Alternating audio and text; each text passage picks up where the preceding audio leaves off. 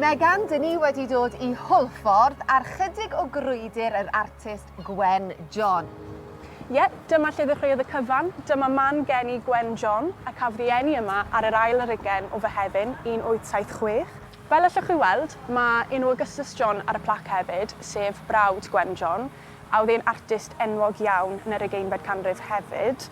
A nath i fyw fan hyn tan oedd hi'n 8 mlwydd oed, achos yn anffodus nath ei fam farw, a wedyn symudodd y teulu i gyd i Dinbych-y-Pysgod. Awn ni i Dinbych-y-Pysgod felly.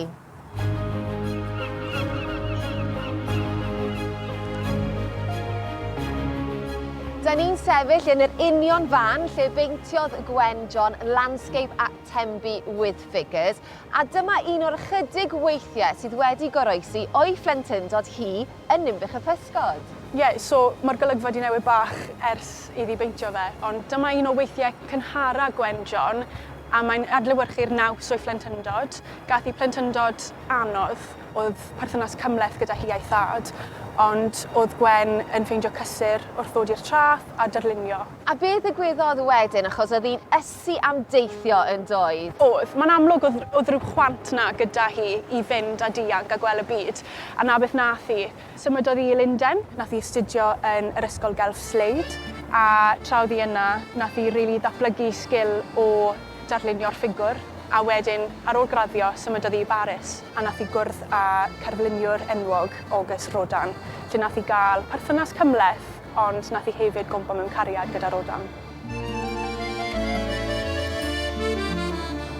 Ar ôl marwolaeth Rodin, nath Gwen dynnu nôl o'i ffrindiau a'i chymdeithas. Droiodd ei ffocws at yr eglwys, a nath iechyd hi gweithygu, a nath hi farw ar y 19fed o Fedi 1939 ar ddechrau'r Ail Rhyfel Byd. Oedd lot o ddirgelwch ar ran lle gorffwys Gwen John, a diolch i gyfres ysbrydoliaeth mamlad, nôl yn 2014, wnaethon nhw ffindo mas lle oedd bedd Gwen yn mynwent Janfal yn Dieppe. Fi'n gwybod bod ti'n edmygu yr artist Gwen John, ond beth sy'n mor arbennig am ei gwaith hi te? Oedd gwaith Gwen yn unigryw iawn, ond oedd hi hefyd yn berson hynod o edmygol.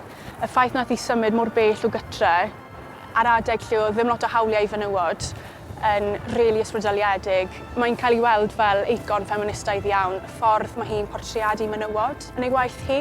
Oedd e'n ffordd arloesol o weld y corff benywaidd, a dwi'n edmygol iawn o hi. Ac erbyn hyn, mae ei gwaith yn dod adref i Amgueddfa Genedlaethol Nghaerdydd. Waw, Cath, am gasgliad, ac un sy'n mor bwysig. Mae'n hyfryd yn dywe. Mae casgliad o Gwen John gyda'r Amgueddfa mynd nôl i 1935, ond wrth gwrs mae'r casgliad wedi cynyddu dros y blynyddoedd, a erbyn hyn mae dros 900 o eitemau yn y casgliad yn yr Amgueddfa. A beth chi'n meddwl fydd ymateb pobl fydd yn dod yma i weld y casgliad yma? Bydd y pobl sy'n nabod Gwen John yn meddwl bod nhw'n nabod Gwen John, lle bydden nhw'n darganfod Gwen John o'r newydd, a rei sydd ddim yn nabod hi yn darganfod hi am y tro cynta, a weld faint mor bwysig oedd hi fel artist Cymraeg, a faint mor falch ydyn ni ohoni yng Nghymru.